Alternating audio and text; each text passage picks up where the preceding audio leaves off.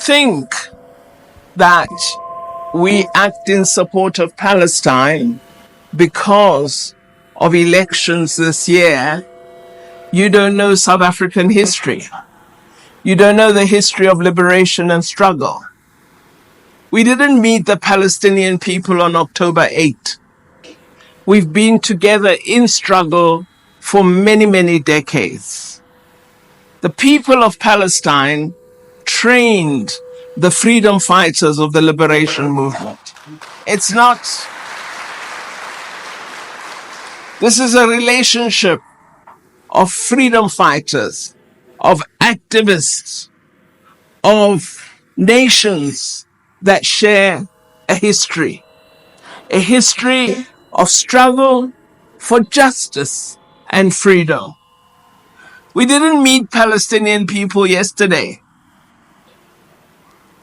This country's leaders, in the course of struggle, led by our then President Oliver Tambo, did something no leaders have done before.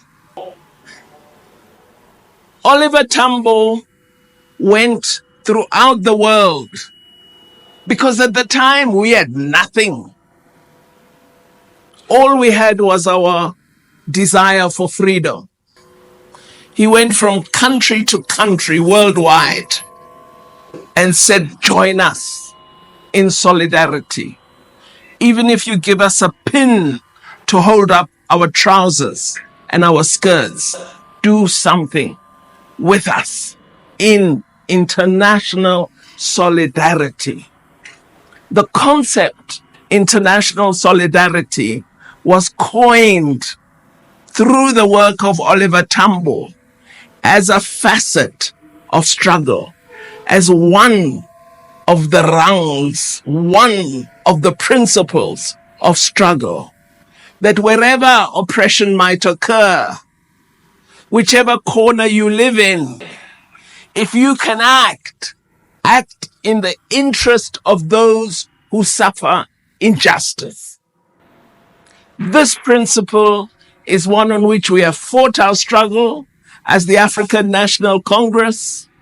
This principle is why we support the people of Cuba, as we believe no people should be denied rights. No people should be sanctioned for no reason. No people should suffer because of their ideology. They pose you no threat. They can do you no harm, but you deny them access to goods. This cannot be tolerated. And when we see that injustice, as South Africans committed to justice,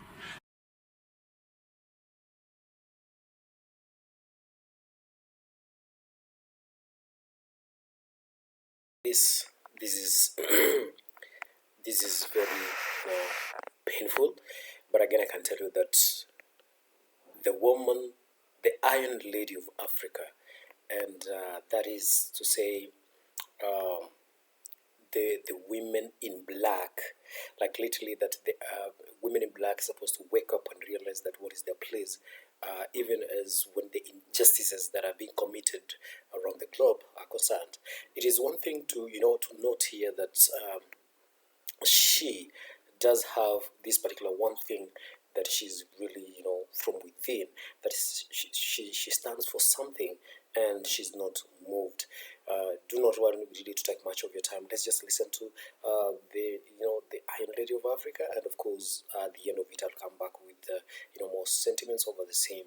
But again, I do drop us your comments on the comment section. Let us exactly know what you think of this particular lady and what needs to be done to the injustices that are done across around the globe, especially now that we're given the fact that there is a Palestinian Israeli kind of ordeal that is unraveling in front of our own very eyes. Let's keep on watching and then come back at the end of it.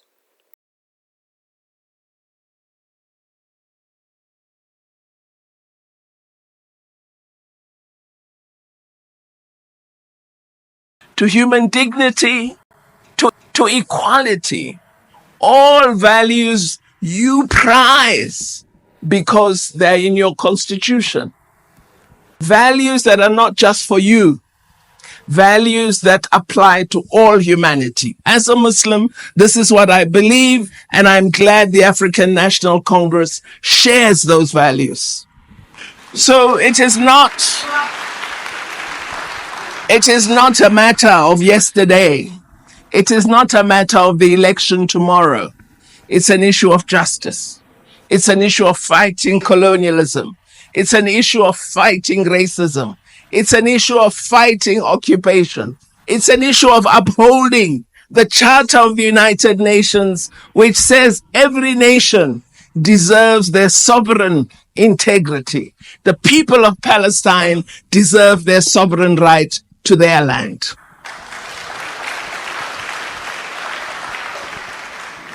Then, on the humanitarian aid, I think what you have seen in Palestine, my dear sister, is that there is an attack on all those who provide humanitarian aid. The allegations against the workers of UNRWA, which are allegations that have been made for many years, and where we've not seen a single shred of evidence being provided. This is all an attempt to ensure that the people of Palestine are denied basic goods and services. So what we should advise is that the persons you refer to should approach the remaining UN officers for assistance. We are also working with non-governmental organizations in Palestine, in Gaza, in the West Bank. And so we should approach those. But what we all have to fight for here, and I've asked this everywhere I've spoken,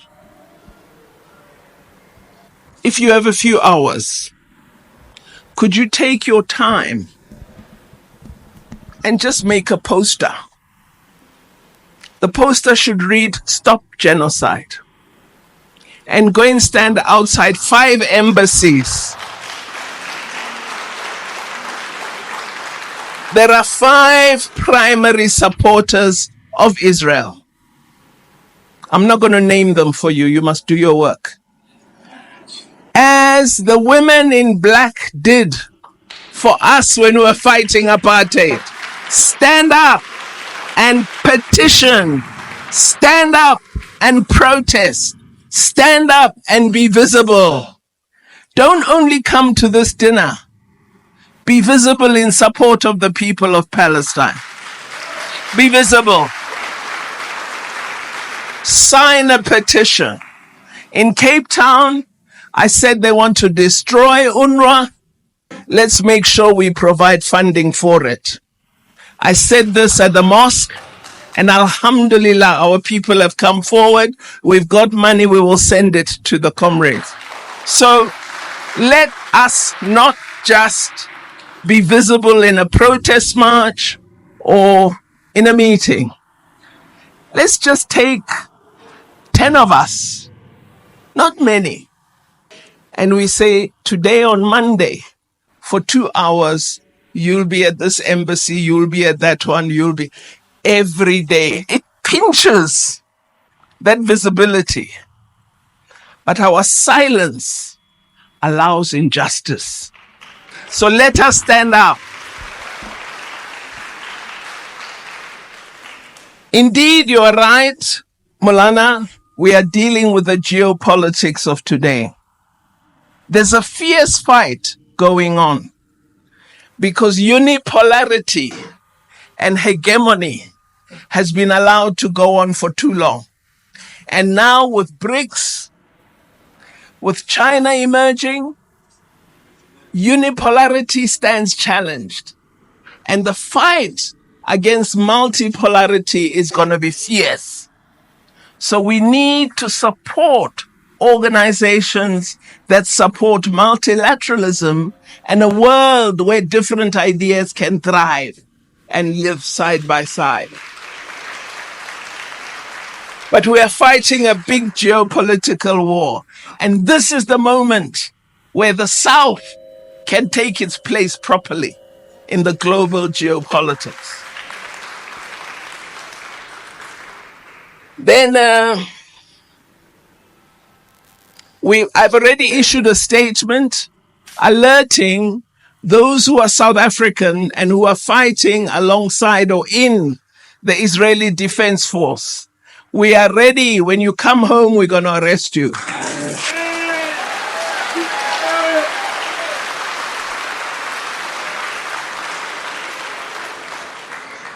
I don't want us to be assigning trivial matters to the government.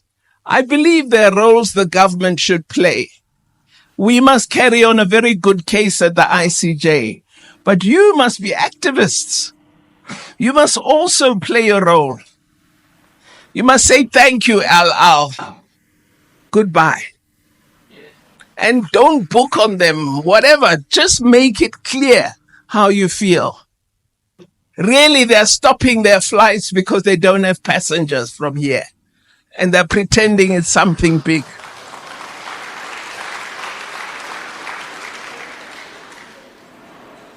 I'm going to ask you, because here in Erasmia and Laudium, I know many of you are significant business people.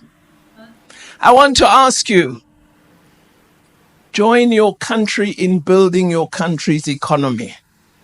Lots of you are investing all over the world, but you're not investing capital in your country, and we need it desperately. We need to create jobs.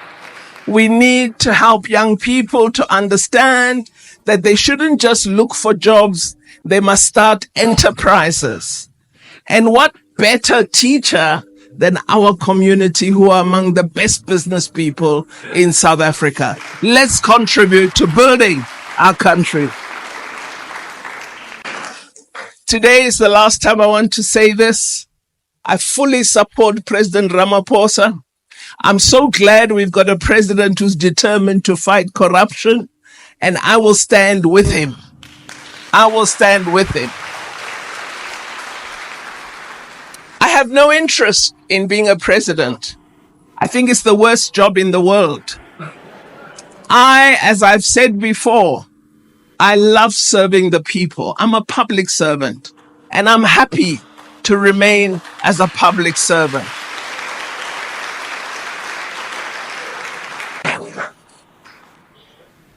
On Hamas, let me explain. It's this complication. Firstly, the policy of the ANC and government has always been that we support a two-state solution. That Israel and Palestine should be two nation states living side by side in peace and security. In the final analysis, however, what eventually obtains will be determined by the people of Palestine, right? Very, very important that we recognize that. Just as we determine the course of our own history, we must allow Palestinian people to do the same. But it's also important that I say to you, in terms of our foreign policy promotes peace and negotiation. And I cannot criticize Israel for killing women and children brutally and then say I praise Hamas for holding innocent Israelis hostage. We can't do that. You can do it. You are an activist on the ground. I'm a member of a government. Remember, I, as the government member, cannot be saying that. Don't expect me to say what you say. Don't. We are different. I represent all of South Africa. You can represent a small grouping or a large grouping, but I have a responsibility to ensure that I reflect the full policy of our country. And I do think that I worry, I've said this to my friends, that I am concerned that the Palestinian people have been left in the most terrible position to be exposed to such danger and harm. But I know that the Palestinian people have suffered for so long that they're prepared to resist until the end. And that is important. So we will stand with the Palestinian people. We will be guided by the Palestinian people. But I cannot, as a South African, say I go with Fatah or I go with Hamas or I go with faction group C of PLO. I cannot. What I am concerned about is, as part of the government of South Africa, I should continue wherever I am to support this important struggle for the just freedom and rights of the people of Palestine. And I'll do that wherever I am.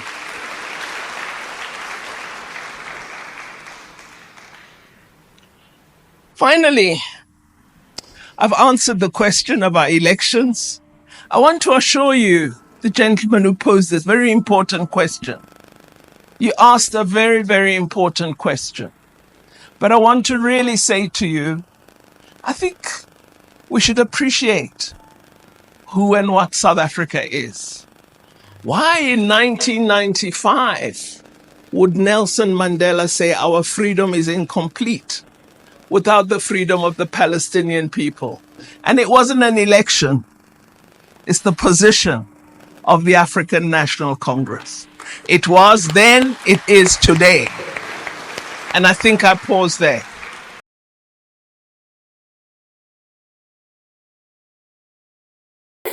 Well. This was very much sentimental from this particular lady. If you've listened to this very far end, I know that you are also a person of value and of a significant value towards those who are the minorities that fight for their the rightful position in the global domain. Pandor Naledi, the South African minister, has always, in this particular forefront, standing for the rights of the marginalized. She feels like, it's not fair that the world is treating some groups or some, factions in the community, especially in this particular context, the Palestinians who are excruciating, that particular, whatever that is going on currently as we're speaking, the ordeal. You get it. But I can also say that Pandor has got some rights. She has got some values that she stood for. Even at the last part where she mentions that, she's not going to lie to, a lip service kind of a thing. And that she stands for these particular factions or groups of people or these ones here. And in really sense, she maybe, and maybe in reality she does not. So she's this particular person who also, calls a spade, doesn't call it a big spoon per se, but again I also find that these are the qualities of a leader. You see, whether this one pinches you, whether it pains you, whether you agree with it or not, she has to let you know the truth. But again, at the last point, I also want to say that this is my humble opinion, and I also do stand corrected, that the fate of the Palestinians is in the Palestinians' hands. And I do not know if you do agree with that one, but do drop us your comment on the comment section. Let us exactly know what you're thinking. And from me, guys, as usual, it's an adios. And if you haven't subscribed, you love that notification bell on. Do go there and then leave that particular subscription bell on. And if you've not, give me a thumbs up, guys, and of course a nice comment down in the comment section, even as you are perpetuating this particular work. Cheers for now.